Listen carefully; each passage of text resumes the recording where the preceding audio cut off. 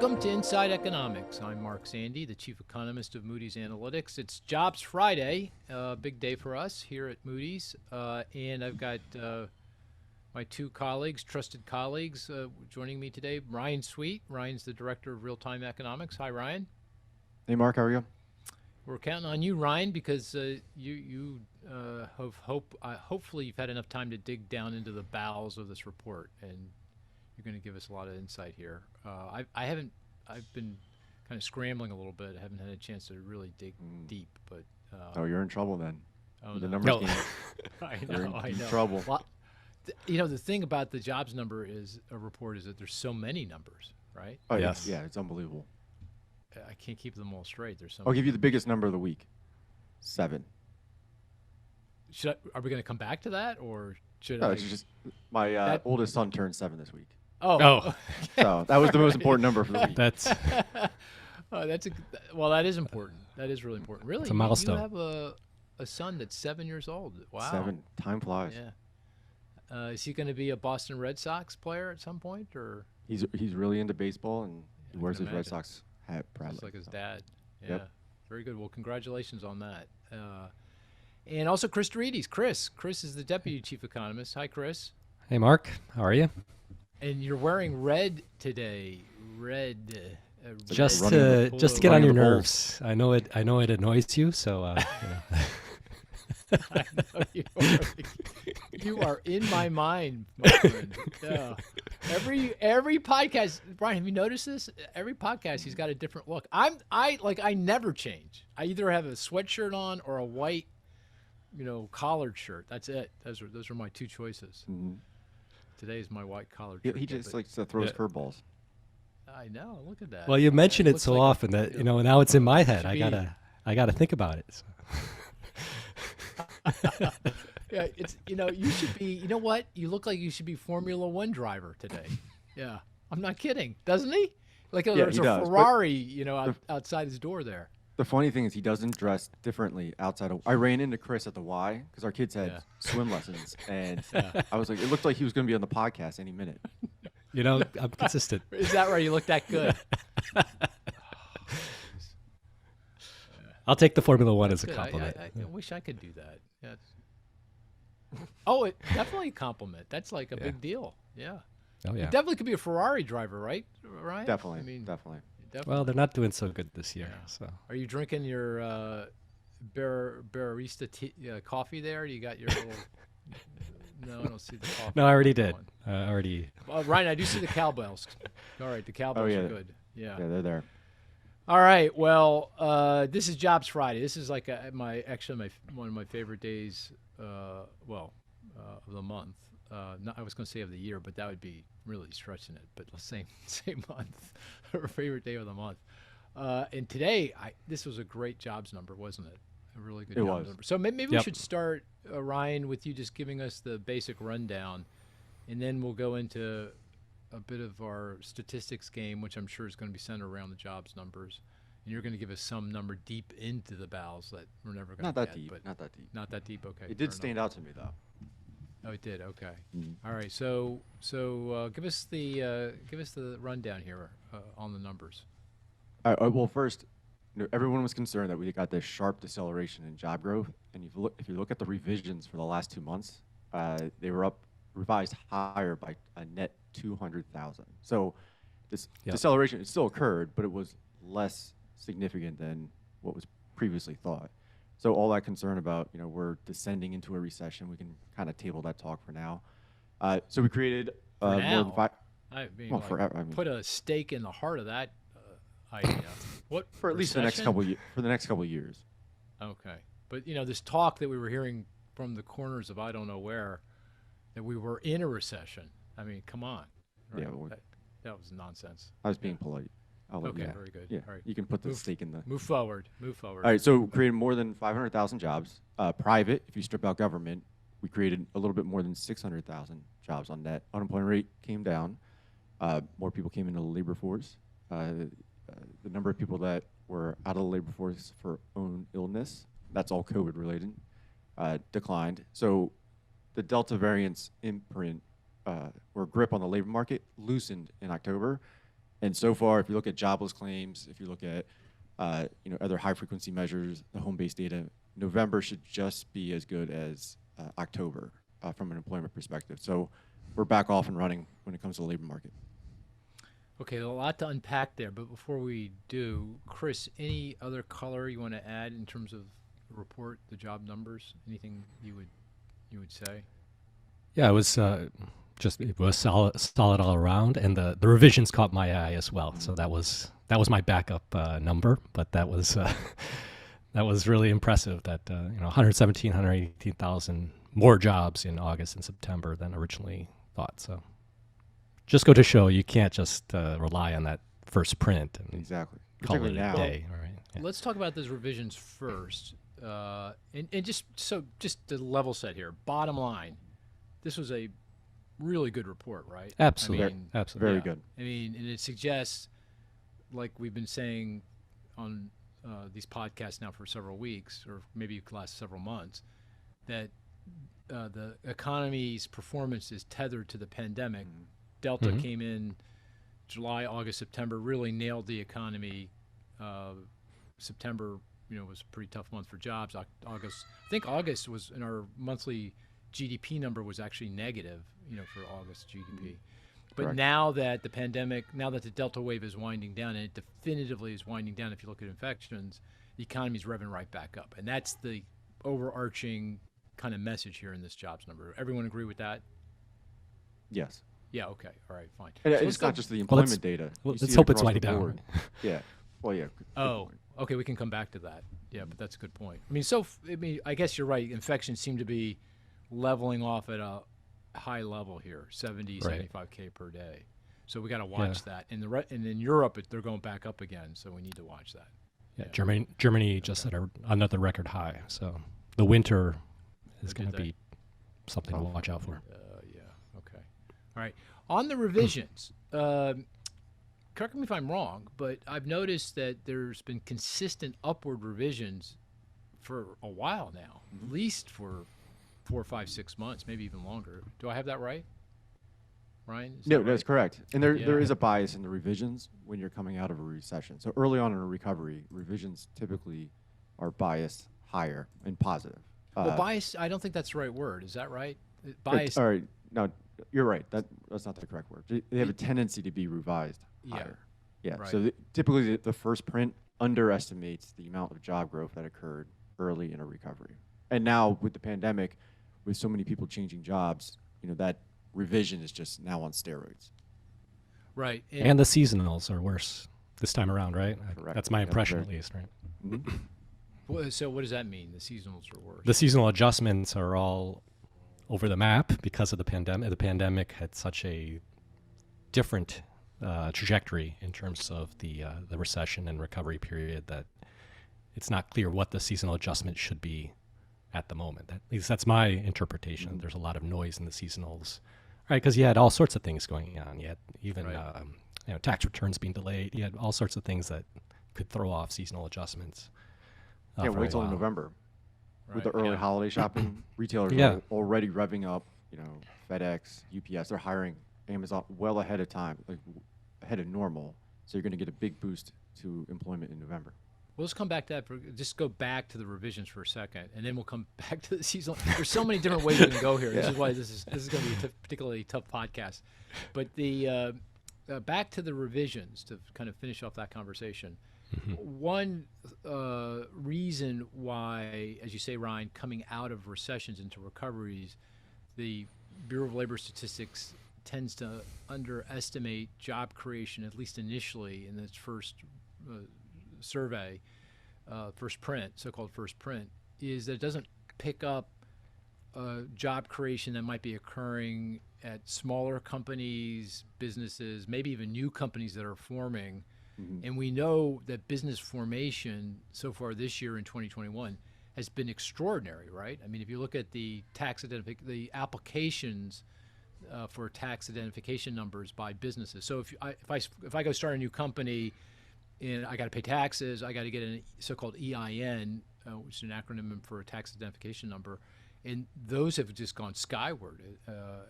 Since the beginning of the year. Am I right about that? I think I am. Yeah, right. you're spot on. Yep. Yeah. Yep. And so that would be consistent with these upward revisions. We're getting all this business formation, a lot of activity, ongoing at smaller businesses, and the BLS just catches up. The survey kind of catches up as more businesses report in. Is that the idea behind the revisions? Yeah, correct. And that's after recession year, like that's normal. At this time, it's different, a little bit different. We have that issue as well, but on top of it, if you look at the number of people that are quitting their jobs, it's astronomical. So when people are quitting their jobs, the BLS has a hard time catching all this labor market churn.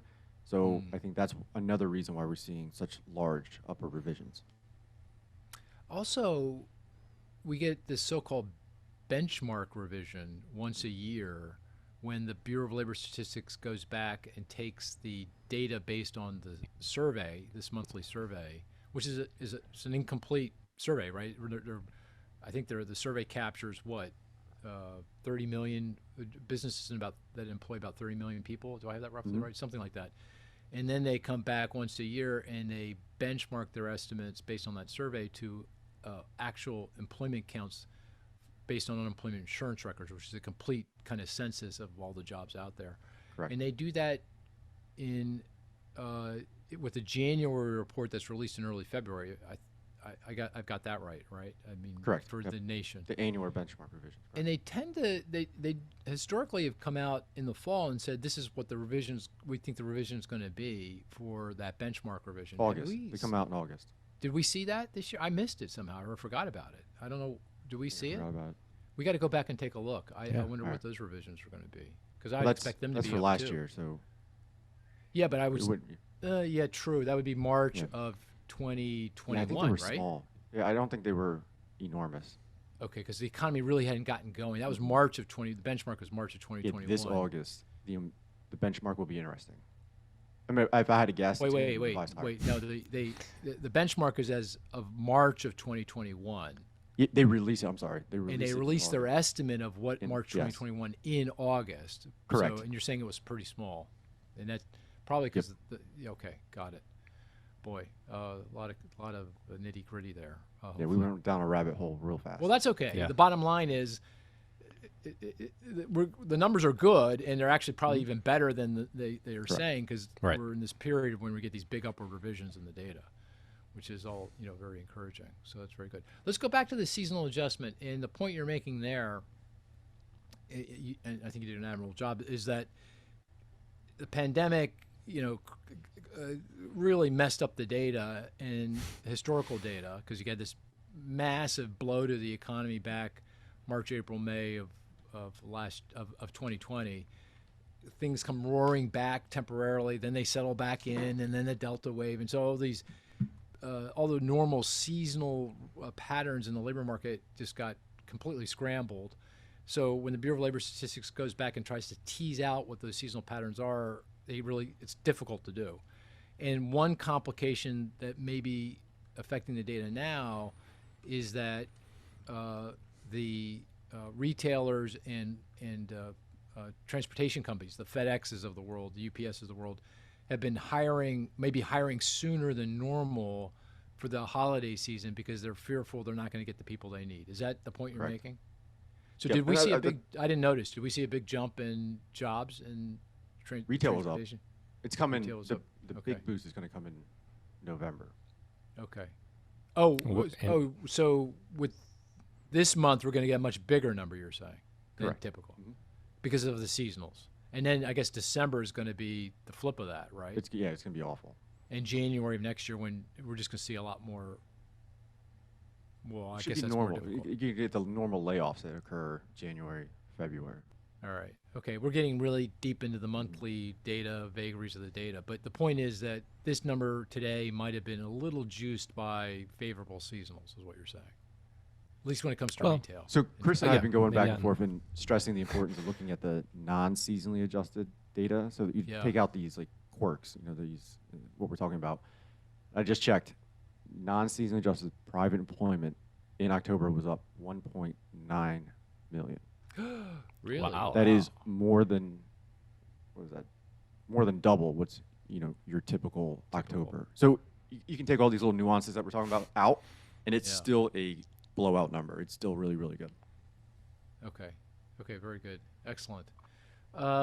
Okay. Any other things that we want to alert the listener to in the report, just to give them a sense of the numbers? I mean, I guess So- we'll come back. We should come back to this when we get deeper into the kind of what's going on in the labor market, because that's the big topic of the day. Obviously, the jobs number is the statistic we're going to focus on, although there were other statistics that came out this week that we could talk about, but that seems to be dominating the conversation. And then we're going to go into big topic into deeper labor market issues.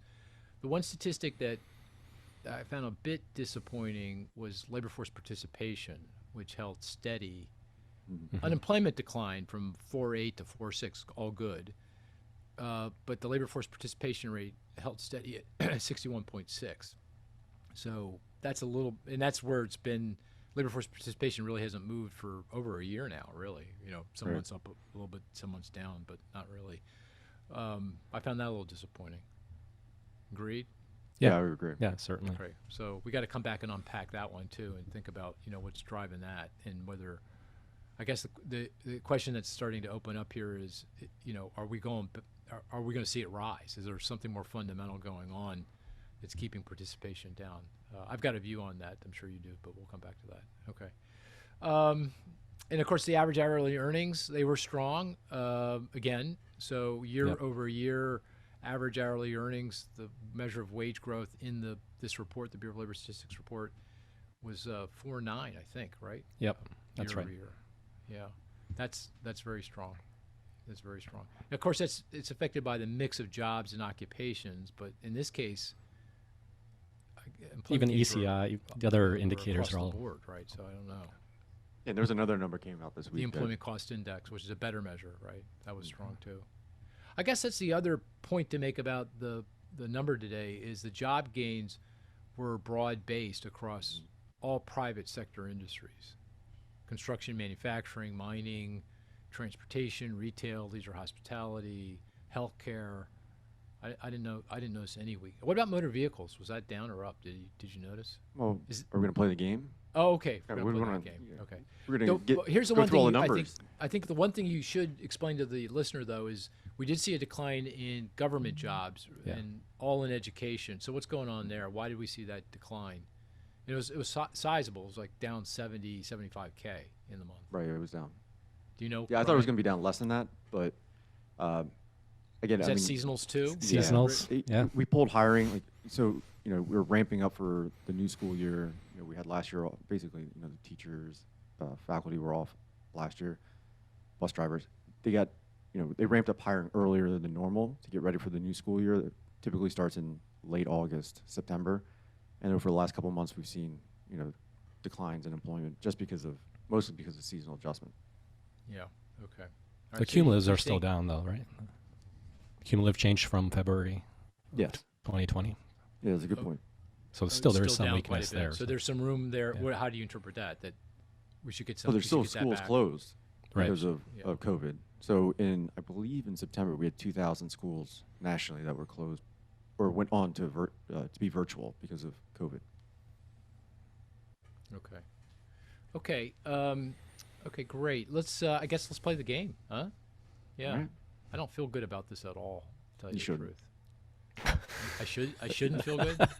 No, because you're tied up with presentations, the way you're I dressed. know. Like you just didn't have That's the my time to point. prep.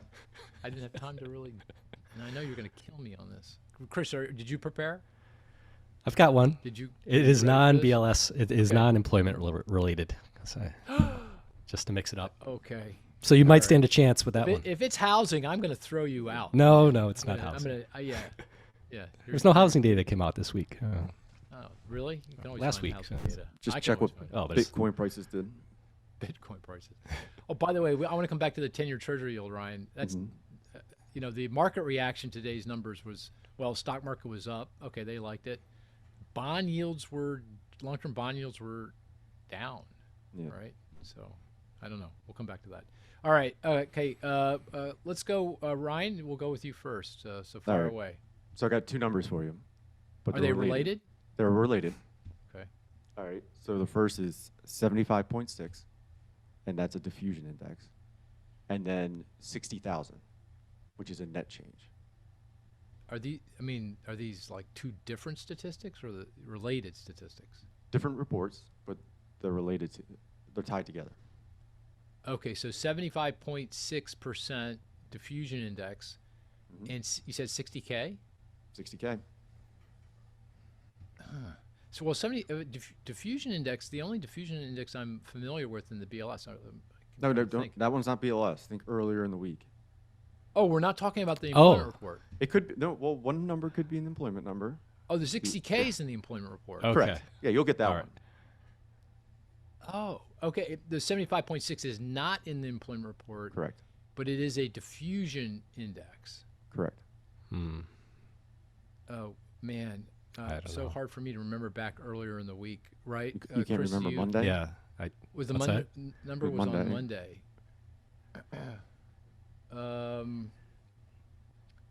Damn. Come on, Chris. We were all Huh? focused on the election on Monday, right? Can you give us another hint?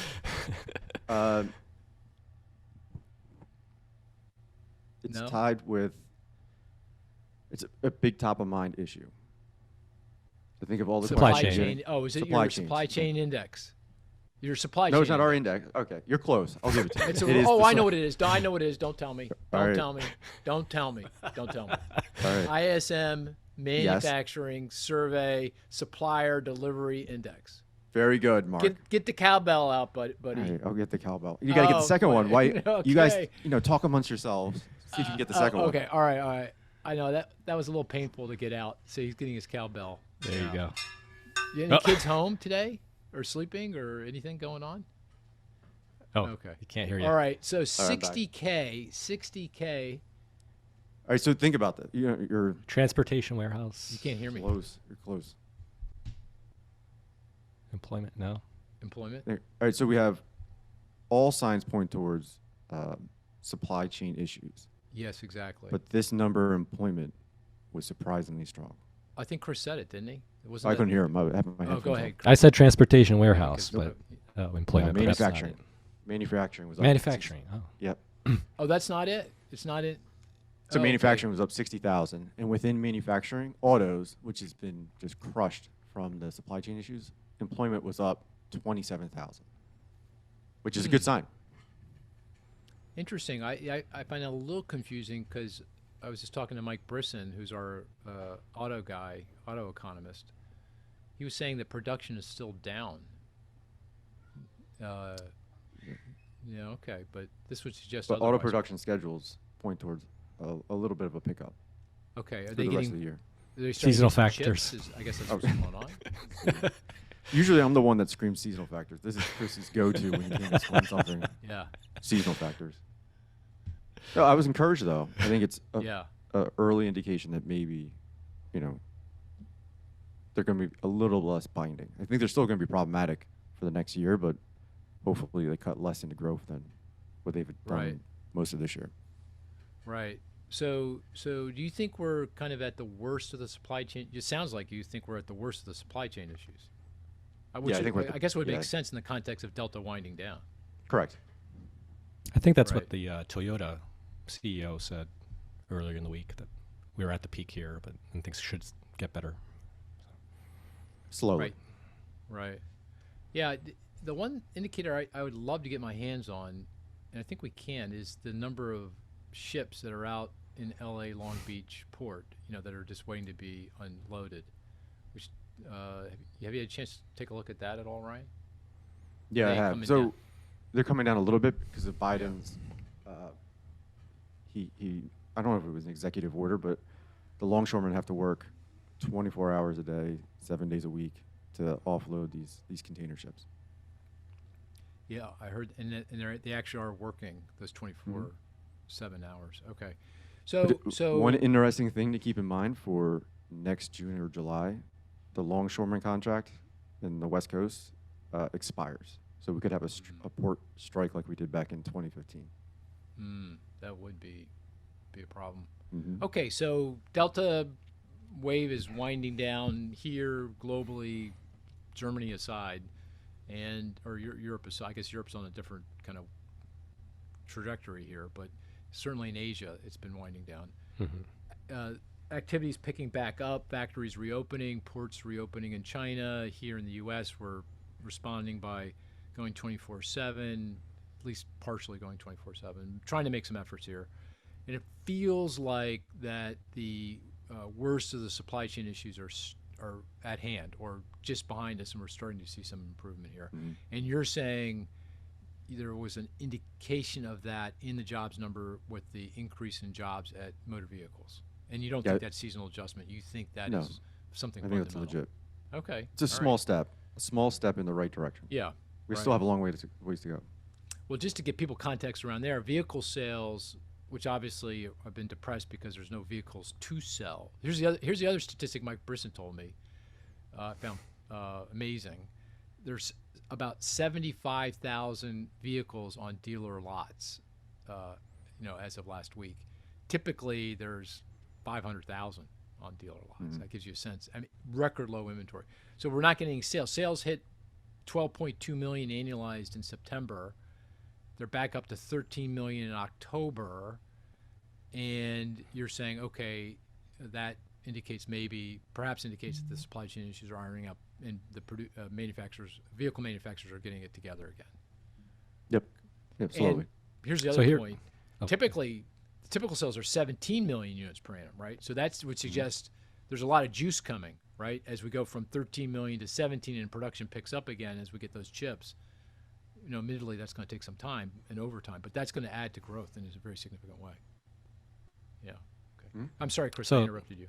No, question for you. Do you think this lean inventories on dealer lots is going to be a new normal? Are automakers going to take this opportunity to, they kind of like having lean inventories, allows them to control the prices a bit more? Do they coordinate here and people are adapting to the online environment to order cars? Is this something that's going to be permanent, or do you think next year we're going to be right back to 500K? Well, I can't imagine they want 75K because they're losing sales. They can't sell anything. Well, I that might mean, be maybe too Yeah. low, but do they go all the way back to the inventory levels of the past?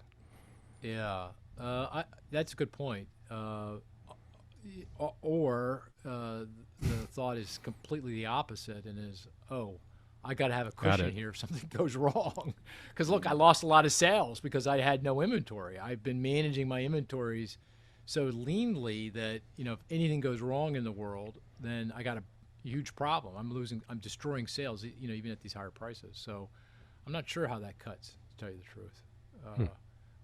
But that feeds perfectly into. I had a client ask me what the catalyst for the next recession is going to be. Uh-huh. What do you think? The catalyst for the next recession? Mm-hmm. Well, I think the biggest threat is kind of a classic business cycle, That's right. an overheating. Inventories. Yeah, too lean. Yep. Labor market's too tight. Prices, inflation remains too elevated. Fed has to respond more aggressively than anyone's anticipating at this point. Obviously, asset prices, stock values, housing prices, crypto, everything Yeah. becomes, very vulnerable in that kind of scenario. And that's kind of a classic business cycle. That's how I Yep. would have responded to that. Is that what you would say? I pinpoint inventories. I think businesses are double ordering, triple ordering now because we have all these supply issues. They're going to get caught maybe with too much inventory in a couple of years, and then, traditionally inventories have caused recessions in the U.S., and they're going to have to, they'll be caught with too much. To get that inventory correction, short recession, boom bust type cycle in the U.S. So what you're saying is that inventories get too lean, going, and you get inflationary pressures? And No. So they're lean right now. Like they're No. very, Yeah. very lean. Oh, It's you're just that saying, I see what over you're the saying. next You're couple of saying- years, I they see. they double book. We're going to And glut. they get a glut. Exactly, Chris. Well, also a lot of capacity is going to come online Mhm. too, right? Because every manufacturing, every industry seems to be planning for additional capacity. Chips Correct. and everything. So it's- Expanding. Yeah, And it's it's not going to likely hit overshoot. until. Yeah, we overshoot. This is- Interesting. So this is the that's- Cobweb model, right? Yeah, the Cobweb model. Yeah, which is well known in the agricultural circles, right? All right. Prices you have a shortage, prices go up for whatever the commodity is.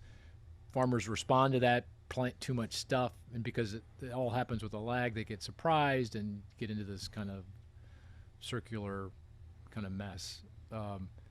Okay, so you're arguing the opposite of what Cris was just arguing, that we're in store for excess inventory down the road. That's the risk, Years. not too Couple lean years, inventory. Couple years down the road. Yeah. Yeah. Okay. Yeah. Interesting. Okay, Cris, what's your number? 66.7. And this is non-employment related. Non-employment That's Chris's related. probability that he's going to win the Formula One race. He's about 2/3 probability. I think he violated the first rule of Fight Club. What's that? Not to pick something that's too obvious. Obvious. Yeah. All right. So All right. you know. How come I don't? It's so obvious to you that what that number is? It's related to the other one. Yeah, it's you related. just went over. You have so- manufacturing. What's the sister survey? Yeah. Oh no, he didn't go there, did he? Yeah, he did. The he did. ISM non-man survey. Yes, he did. Supplier deliveries. Yeah. Services PMI. The services PMI. Oh, okay. It was. Well, that It was a good okay. number. Yeah, it was a good number. It was actually the top line number was a record number. It was a great wasn't it? number. Yeah, Cris, you're Yeah. surprised. You didn't know that? It was a. Yep. It was a surprise. 66.7. Well, okay, is that's the top line number, not the supplier deliveries? It's a top line number in the ISM. That's the top non-man, line number. 66.7. Yeah, the composite index. Okay, and that was a record high, all-time high. And that All-time survey's high. been, how long has the purchasing manager's been doing that one? Early 2000s. Early 2000s. Yeah, the ISM manufacturing survey goes way further back, but ISM non-man was early 2000s, I believe. You know, guys, we were talking like a recession 4 weeks ago. Now it feels like boom, Boom. doesn't it? So all Yeah, these so I'm guys are taking talking my about recession. The economy was actually booming, not going So into recession. I want to make a change. My 10% probability of a decline in GDP in the fourth quarter is now 0. and not happening. It's not happening. Yeah, I agree with you. I mean, what's our tracking estimate for GDP? I know it's early days. It's early. The tracking 7 estimate is we take all the real-time statistics, monthly statistics, and translate that into what it means for GDP growth, the value of all the things we produce in the current quarter. We're now in Q4. And what is our tracking estimate for Q4? 7.7. Oh, okay. That's boom. Yeah, we're back. Yeah. There's a couple of other folks that do this and they're really good at it, like the Atlanta Federal Reserve. Have they come out with a number yet for Q4? They have. They're closer to, they're above 8.5, maybe close to 9. They're 8. Okay. Even stronger than we are. Okay. Very good. Okay. All very good. Anything else in that? I think you do justice in pointing to that ISM non-man survey, because that was a blowout survey. Anything in the bowels of the survey, Cris, that stood out to you? It was Yeah, I pretty see. strong Yeah. across the board. I believe Non-man employment survey? was a little weak, but all the other components were strong. It points to the post-Delta environment here, right? Very Orders are up, positive. very positive. Yep. Okay. All right. Okay. So I guess it's my turn, right? Mm-hmm.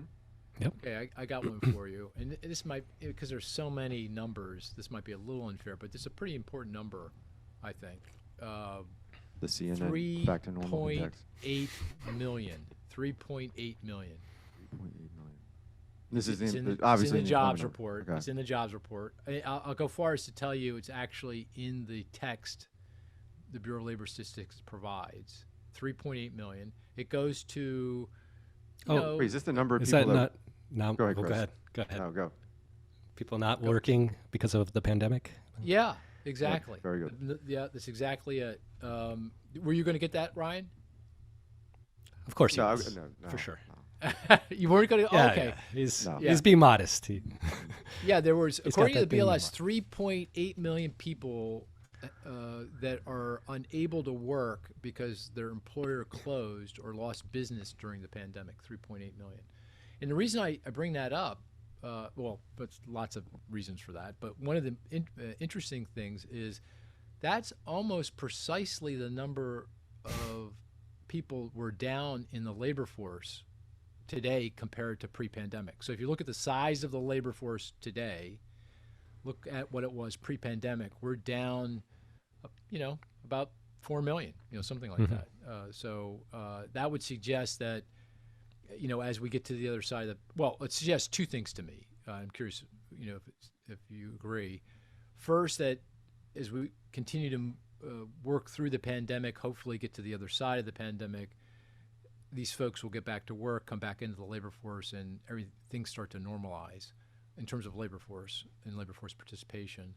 But the other thing that it suggests to me is it's not going to be quick. It's going to take time, because these are people who've lost jobs at employers that have actually closed. So they're gone. They failed, and now you got to go find another job somewhere else. And that, there are plenty of jobs out there, openings, but it's going to take some time. Is that a fair kind of read on things, guys? Yeah, I think it sounds reasonable. Yeah. The only thing that gives me hope is that there are a lot of startups and small business openings, as you mentioned earlier. So Yeah. that could certainly accelerate things. If that wasn't the case, it would be even longer, right, for people to try Right. to find new jobs. Yeah, and I thought in our macro meeting, or our monthly meeting where the whole staff gets together, I thought you brought up a very interesting point about the long COVID. So if you look at the number of people that were employed but not at work because of own illness, it's still above a million, which is elevated. 1.3 million. Yeah. 1.3. Yep, 1.378 to be exact. Mm. But There you go. it's been Maybe you knew above a that. million since the pandemic began, and I think that's a point that this is going to linger for some time. It's going to take some time. Yep. Okay, this now leads us into kind of some of the broader labor market issues I want to talk about as our big topic. And that the one that's really top of mind here, and I think came to the fore with this report today, is labor force participation. So just to provide context, pre-pandemic, labor force participation, this is the percent of this is the ratio of the number of people who are working or looking for work relative to the working age population. So it's the percent of the working age population that's out there working or looking for work, unemployed and looking for work.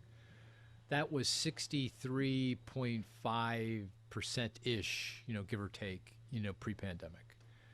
And now, and of course, it got crushed in the height of the pandemic back in the early part of 2020. It's made its way back, but as we said earlier, it's sitting at 61.5%-ish, actually 61.6% to be precise in October. So we're still down 2 percentage points from pre-pandemic. And, you do the arithmetic, that's about 4 million people-ish, something like that. So the question is, and we've been stuck there. I mean, 61.5, 61.6, 61.7, 61.5, really for more than a year now. I think you go back to the summer of 2020, we've been kind of stuck there. So increasingly the question is it going to rise? Is it going to go, or, are we going back to pre-pandemic levels? I think the answer is no. We can talk about why, but is it going to start normalizing? Are we going to see any increase here from 61.5%?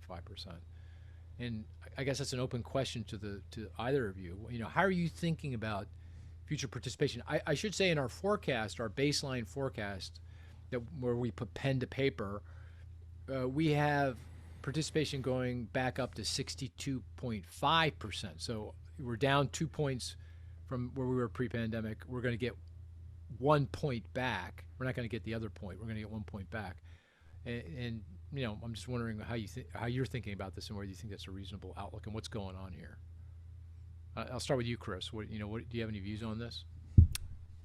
Yeah, absolutely. So I do think there's a cyclical and a structural component here. So on the cyclical side, right, we've been talking about the pandemic itself, right? People sick or taking care of people who are sick, children not able to go to school. So you do have a number of parents in particular who are not in the labor force who would come back in once things, clear up here. So I think we will get that component back in hopefully relatively short order. But then I look at the demographic shift that we're seeing in terms of people taking early retirement, and that was accelerated during the pandemic. I don't think we get many of those folks back. We might get some, like flexible work arrangements, but we shouldn't count on it. So it sounds like a 50-50 split is what's baked in the forecast. I'm perhaps a little less optimistic. I think Some folks are not coming back in, and so I would probably put it closer to 62, maybe 62 and a really? quarter. Okay. But And I those think it's people are a reasonable assessment. Right? And those people not coming back, you mentioned the boomers. Yeah. Okay. So they were going to leave anyway, but what we're saying here is that they just left early. That's right. Yeah. That's right. They lost their job in the pandemic, hard to get back in. And I guess the other reason they might not come back is they're financially in a much better spot, right? That's right. So I think you have those two groups. Some are, taking early retirement because they did lose their jobs and it's too late to restart, let's say, and then others who benefited and able to take advantage of higher house prices and stock prices and take early retirement. Right. And then I guess the other factor, which Ryan mentioned, was, and this one it's pretty hard to gauge, but it feels intuitive, is long COVID. That you've got people who got sick, and it's just taking a long time for them to get healthy. I mean, healthy enough to go to work or healthy enough to go back and work the same hours that they were before. Or, they're maybe working, maybe putting in the same hours, but they're just not as productive, right? Because, if you're Absolutely. sick, it's hard to work. Mm-hmm. Yeah. So I guess that's hard to gauge. It's kind of a wild card here. We don't really know how big a deal that is, right? Yeah. Yeah, absolutely. I think it's real, though. Certainly, I think. Yeah. That, we just don't know the consequences. It's I know people, uncertain. loved ones who got this problem. So yeah, absolutely.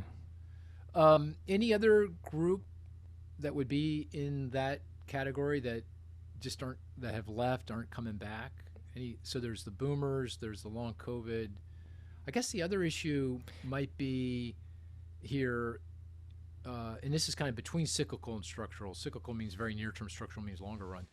Is the mandates for vaccination? How big a deal do you think that is? I mean, it feels like that might be more of a deal than, people are even if it's 10, 15, 20% of the labor force that says I'm not getting a vaccination, no matter what you say, or even if I lose my job, that might be an issue. Yeah, so I use the census pulse data, and they question people that are employed and by vaccination status. And there's the two cohorts I focused on was those that said they're absolutely not going to get vaccinated no matter what, and those that are, most likely not going to. So these, looking at the universe of people that these mandates could affect, the impact on employment, it's pretty significant. It's 2 to 6 million people. Is it that many? Mm-hmm. Yeah. I guess we're going to figure this one out pretty quickly here because over the next few months. Right, because I think it was yesterday, the executive order January 4th that large Correct. employers I think it's employers with over 100 employees. Is that right? Yes. Need to have all their folks vaccinated, all their employees vaccinated. Or at least if they're not vaccinated, they have to take a test, I believe, once a week. Correct. To show that they're COVID free. So that testing should reduce the impact on employment a little bit. And it doesn't mean that 2 to 6 million estimate. I mean, it's a huge range, but that doesn't mean that's the amount of jobs we're going to lose. I mean, these are people that may quit, working for an employer that has over 100 employees and work for a smaller company or start their own company. So I don't think it's going to be hard to tease out the effect, but in the end, shouldn't it be a net positive? If we talked about all the people that are don't feel comfortable going back to work because of COVID. Mm-hmm. If all your coworkers are vaccinated, you're more likely going to re-enter. That's a good point. Yeah, it may be a near-term hit to labor force, but ultimately it's a positive because it makes everyone feel confident that they're safe when they go to work. Right. And I know you and Cris you guys kind of get stuck in your ways. I don't even pay attention to the labor force participation rate, the total one. All I focus on is the prime age employment. Sure. Prime age employment. And that went up from 78% in September to 78.3% in October. Oh, that's an interesting point. So if we keep this trend going, we'll be at 80%, which we've talked about on the podcast before, is our threshold for full employment by the end of next year. This is the employment to population ratio. Correct. Yeah, not labor force participation. Right. I don't even pay attention to that. Okay, so you're looking at the employment, the number of employed people 25 to 54 divided by the population of those prime age workers. Correct. And you're saying that historically, if you look at past business cycles, if it gets over 80%, that's consistent with a full employment economy. Correct. What was it in October? 78.3. And that's up from 78 in September? Correct. Oh, And during I the guess T- at the low, as I recall, at the low, it was like 70 or something. Correct. So we've 69.6. 69.6. So we've, Mhm. oh, okay. So by that measure, you said we're at 78.8. So we're 78.3. 78.3. Oh, Yep. sorry. Yeah, right. 78.3. So we're 1.7 percentage points away from full employment. Mm-hmm. That doesn't give us a lot of room, actually, does it? I mean, It's about a I year. think that's the case. I mean, how A many year, people year and does a half. that? Can you multiply 0.017 times the number of people 25 to 25 to 54? I can do that, but I can't do it on the fly right now. You can't? Okay. I was hoping you could. Because, yeah, that's interesting. That is very interesting. Really interesting point. I was going to say something. Oh, about the testing. Just an anecdote. I had to go to a business function, and to be able to participate, I had to take a COVID test. And so they sent me a COVID test. And first thing I'll say, it's really easy. I don't know. I hope they're accurate. I think they're accurate, but it's like no big deal. You take a swab, you circle it up. Everyone's probably had a test now, but you do it yourself. You put it up your nose, then you put it into a vial with a little bit of solution, and it's like a pregnancy test. If you get a blue line, you're good. You're not pregnant. If you get a red line, you're pregnant. So very, very easy. That's the first thing I'd say. But here's the really funny thing. So I open up the package, get the instructions out, and I'm reading the instructions, and I go, I get to the end of the instructions. I go, I don't know how to do this. Like they missed the step of taking the swab out of a pack and putting it up your nose. That was not in the instructions. I am not kidding. It was professionally done. 1, 2, 3, 4, 5 is here's what you do. And I go, well, when do I put the swab up my nose? What do I do? And I'm telling you, I'm not.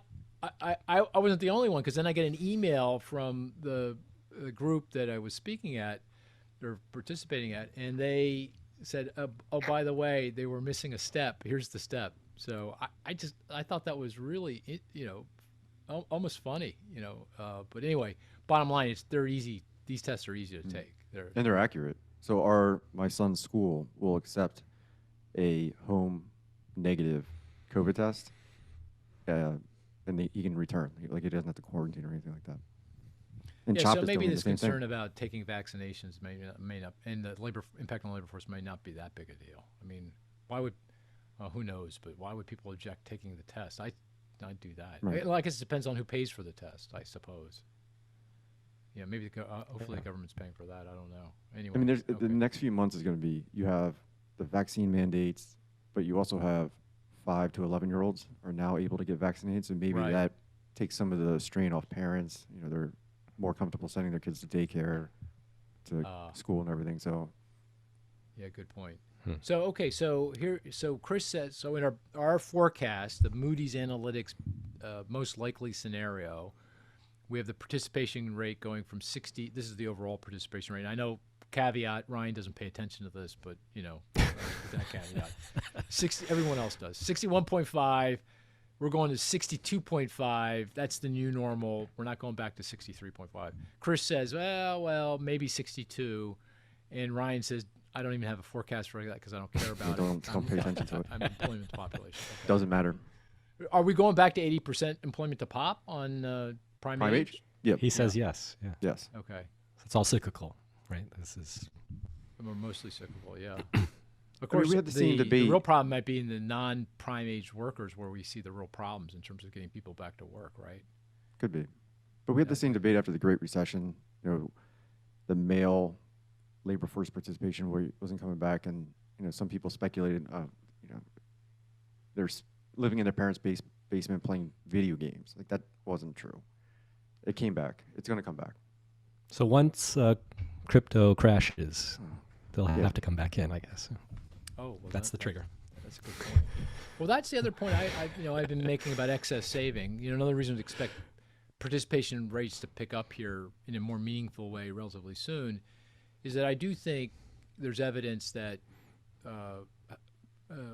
there's a lot of excess savings out of people that have been able to save above which they would typically do if there was no pandemic. And for high income, high net worth households, that's mostly the result of those households sheltering in place and not spending, and they've been saving.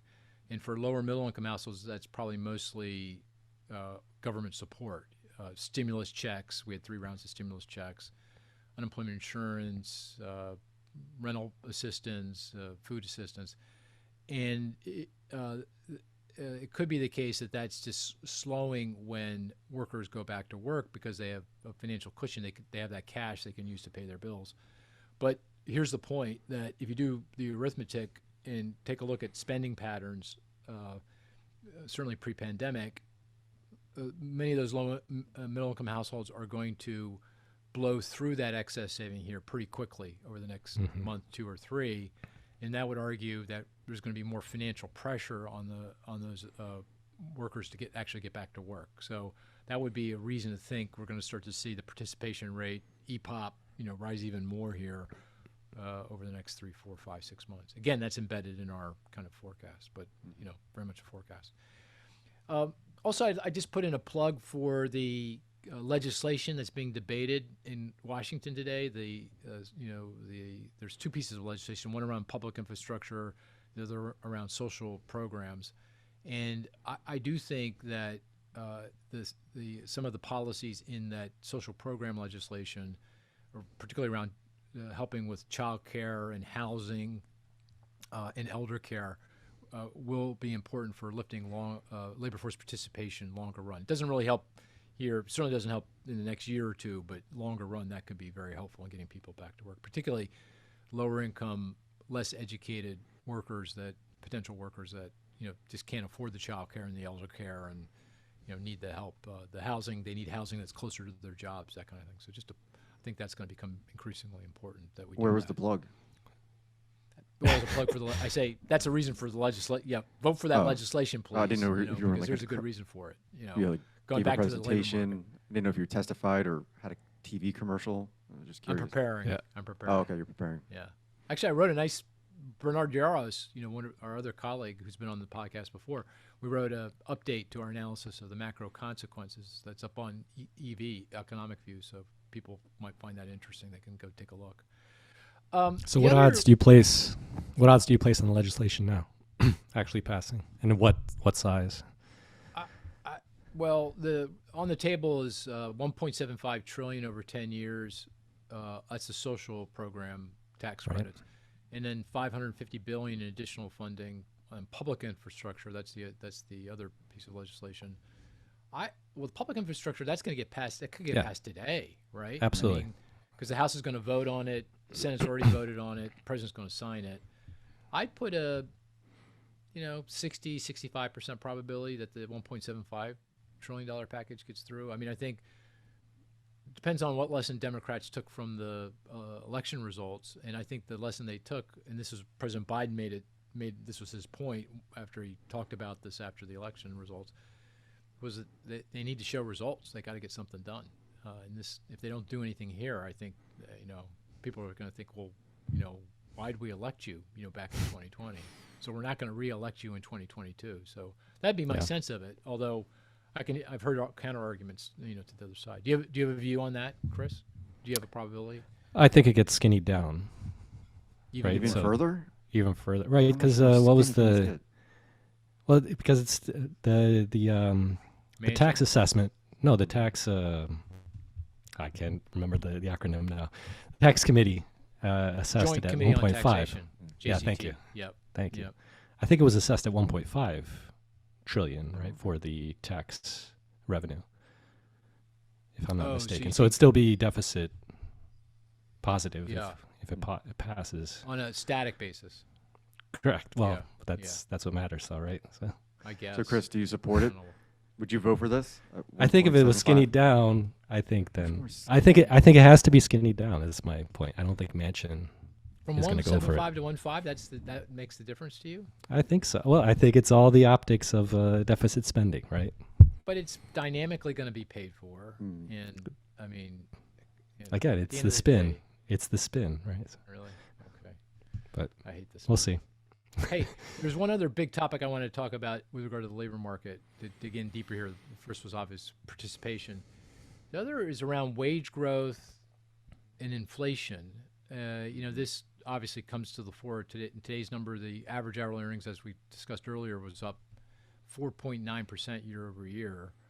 That's pretty strong. And then you guys mentioned the Employment Cost Index, the ECI, which is another measure of wages compensation that's better than the average hourly earnings because it controls for the mix of jobs, the occupations and industries, which can really mess with, the numbers. But that's also, Ryan, can you fill us in on the ECI numbers? You followed them pretty carefully. They were up a lot. Yeah, they're very strong. And Yeah. even if you adjust for incentive pay, which is less sticky, the ECI private wage growth is very, very strong, well above what we saw pre-pandemic. One thing we do is, there's all these different wage measures. You have the Atlanta Fed, you have the ECI, unit labor costs, which came out on Thursday, which were up 8%, more than 8% annualized. A lot of different messages. So we kind of take them all together and create a wage tracker. So like our Moody's Analytics wage tracker. And year over year, that's around 3.5%, which is stronger than what we saw pre-pandemic. So wage growth is definitely picking up. Yeah, and a lot of it I noticed is among low-wage workers, which is entirely Which is good. intuitive. Yeah. The Atlanta Fed, that's part of your tracker too, I think. The Atlanta Fed creates a wage tracker based on following the same workers over time. So it controls Correct. for these mix issues. And they can cut that data by lots of demographics, including the wage of the worker. And if you look, the wage growth for folks in the bottom, I think quintile of the wage distribution, that's where a lot of the wage growth is really occurring. Yeah. Acceleration Which makes of sense wage because, growth. that's where we're having the most labor supply issues. It's in leisure and hospitality. It's in retail. Right. So I guess this leads to a bunch of questions. One is this acceleration in wage growth temporary, transitory, as the Fed would say, or are we here to stay? Guys, have any view on that one? I mean, what do you think? Are we going to be here at 5% or higher going forward? For wage growth or Well, inflation? Yeah. Which one? Wage growth. Oh, wage growth? Yeah. Well, what's the other one? The ECI Or I thought if you're asking, like, are we at 5% nominal wage growth for the foreseeable future or 5% inflation for the foreseeable Well, I'll get to the inflation. I'm Okay. kind of stuck on the wage growth, because then we'll kind of tie that back into inflation. Which, yeah, you're right. That's also 5%. Certainly. Which, by the way, may not be an accident. Workers are getting pay increases that are consistent with the acceleration in inflation to some degree.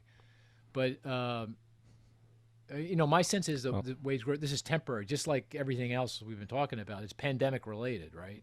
Mm-hmm. I mean, the labor market's been supply chains were all jumbled because of the pandemic.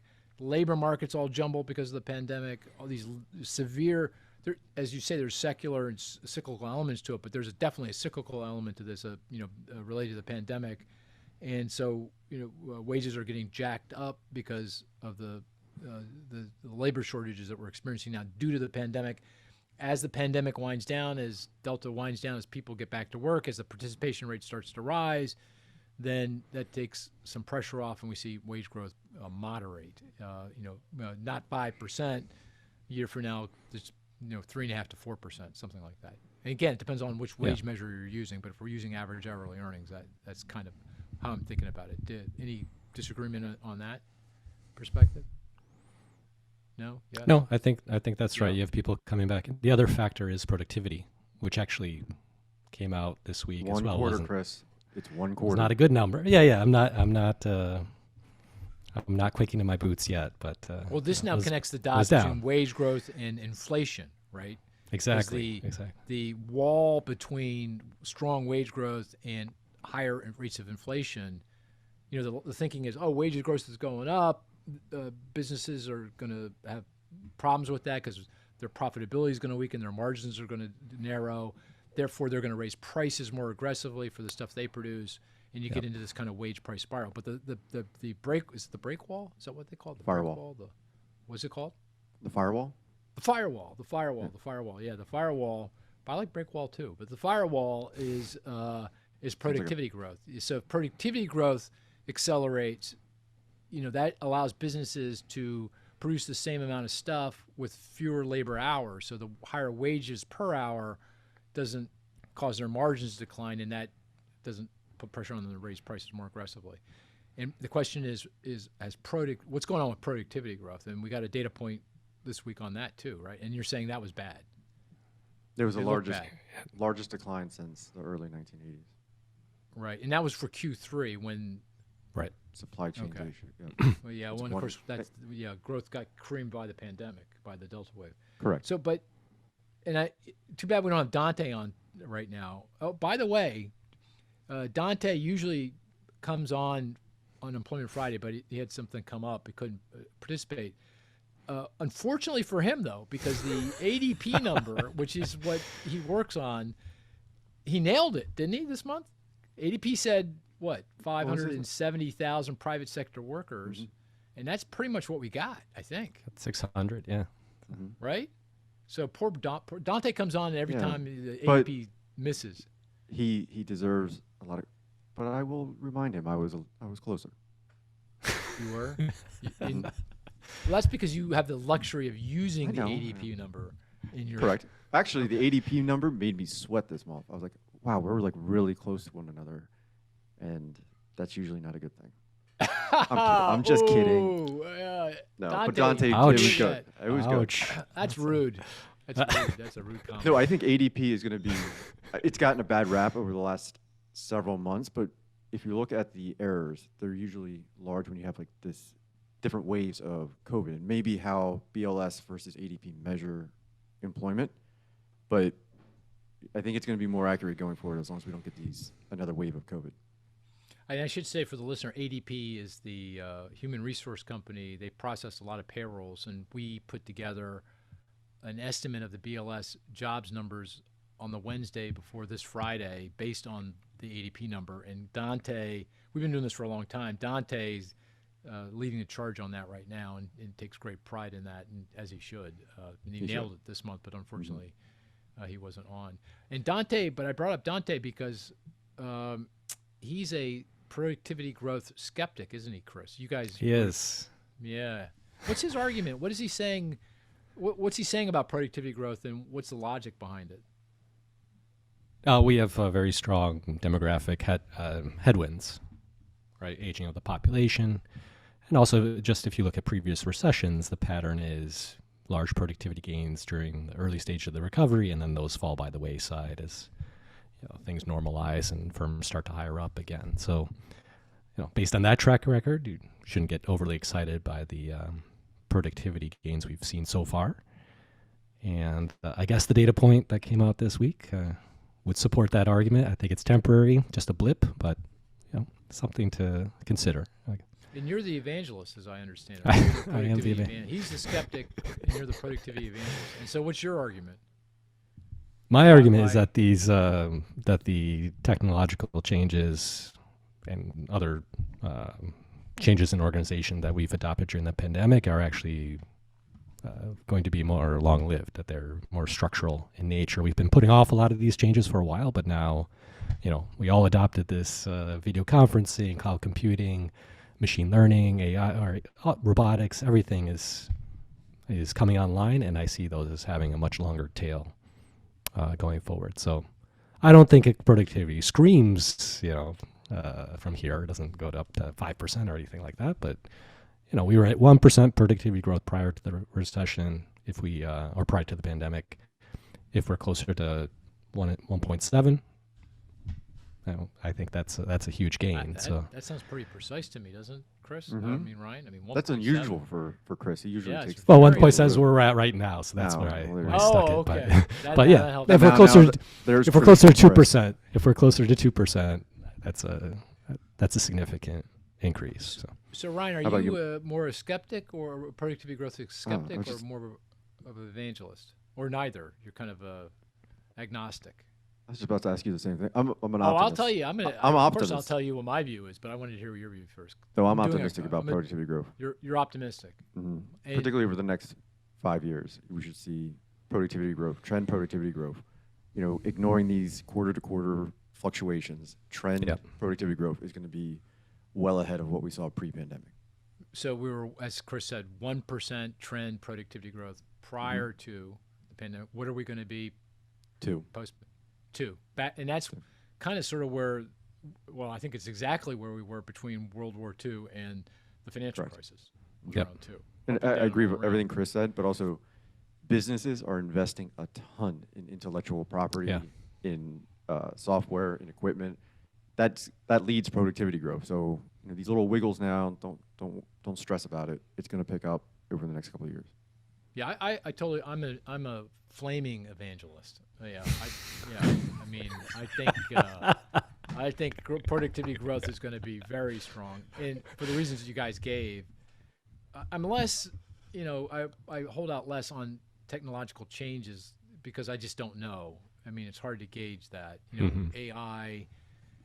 I was on a panel with, I think I said this once before, with Mark Cuban, and he's saying we're going to see very strong productivity growth, meaning so strong it's going to be dystopic for the labor market. We're going to have so many unemployed people because AI, machine learning, is going to wipe out all these jobs. Okay, maybe, I guess that's a forecast, that's a scenario, but I don't put a lot of weight on it. I just say, okay, the rate of technological change is going to remain what it is, what it has been. And it's not only about the rate of technological change, it's about the rate of incorporating that technology into business practices, which is probably the more difficult thing, and really makes it more difficult, for that dystopic view to ever come to pass. I'm more in line with Ryan's perspective on investment, both IP, which is a lot of that software, and also equipment, information And processing R&D. equipment.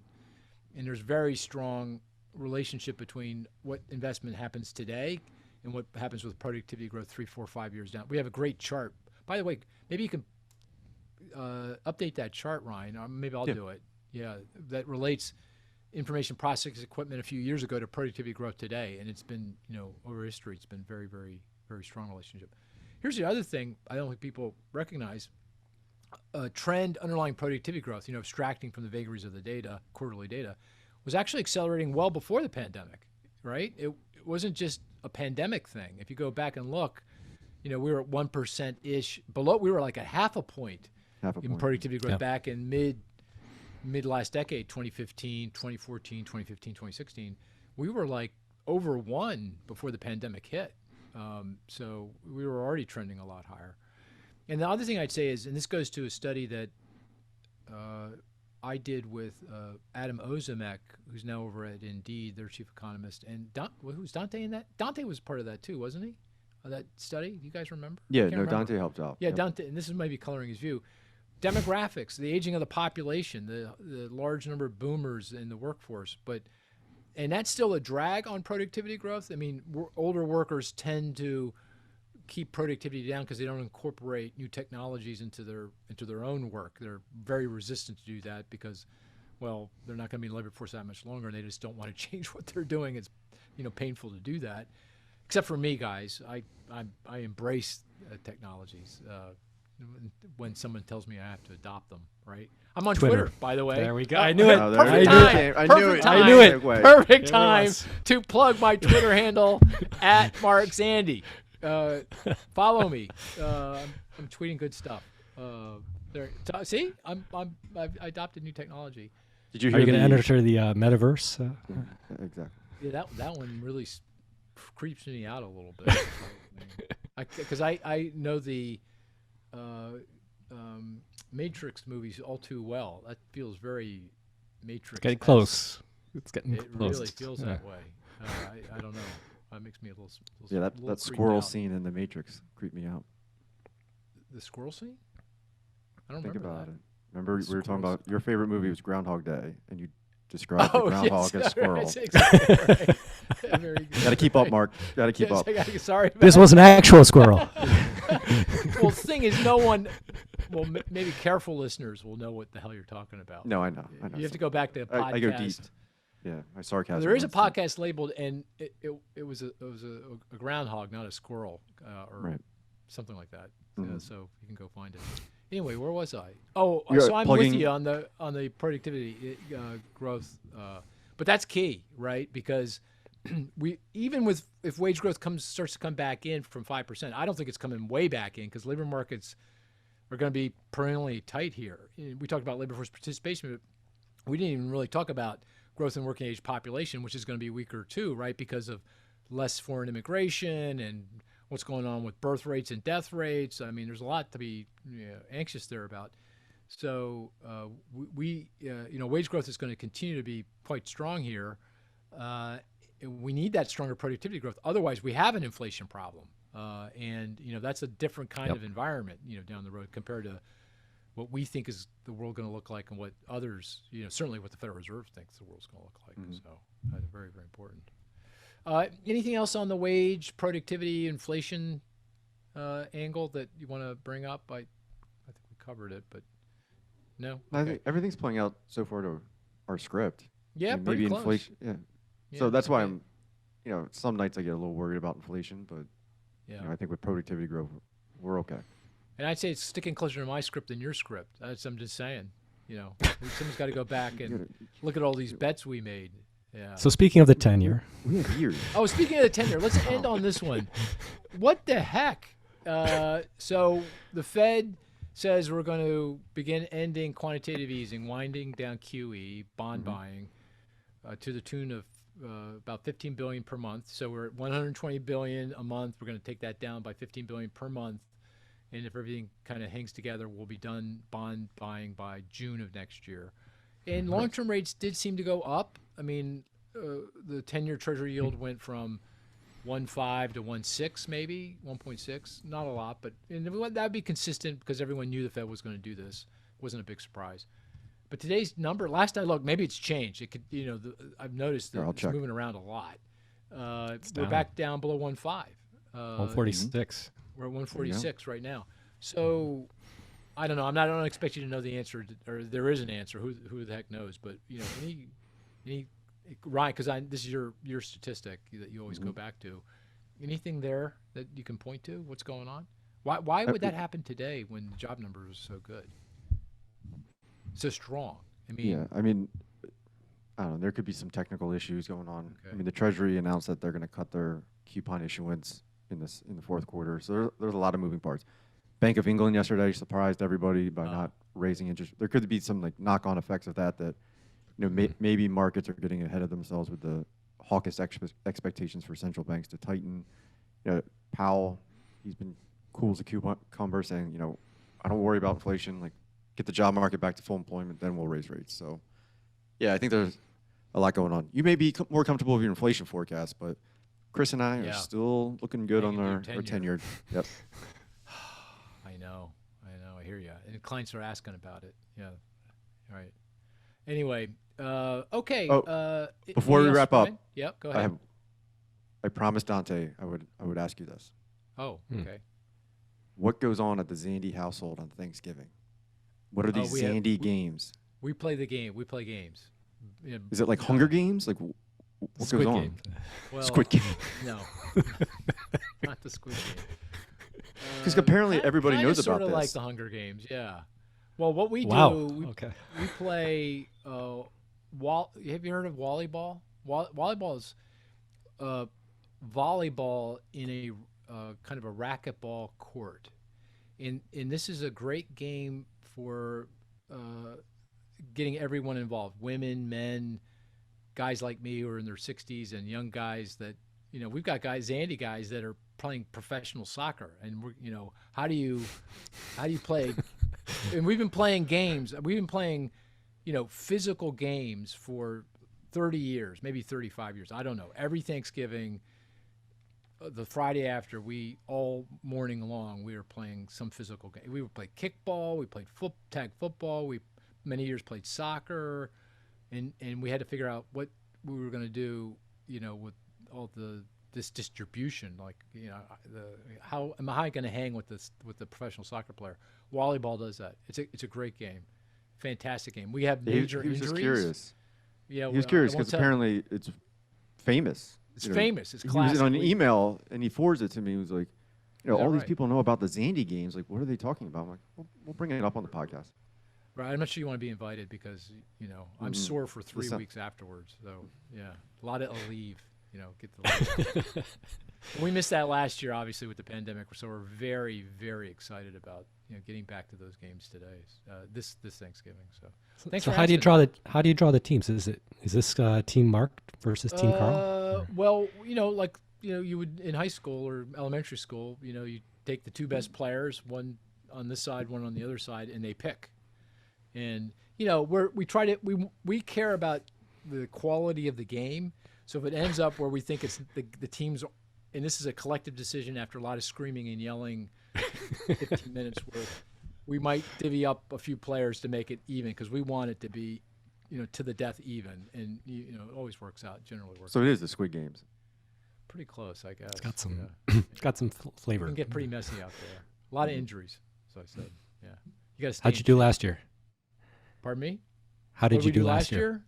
we Did you didn't win? have Thanksgiving because of the pandemic, right? I mean, Oh, right. We didn't even get to no get Wallyball. No volleyball. That's last year. right. Yeah.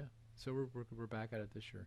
Anyway, we've lost all our listeners Yeah. at this point. But anyway, I think we've gained them. I think. Oh, you think so? Okay. All right. Well, anyway, I do want to say thank you for listening in, and please give us a rating on Apple.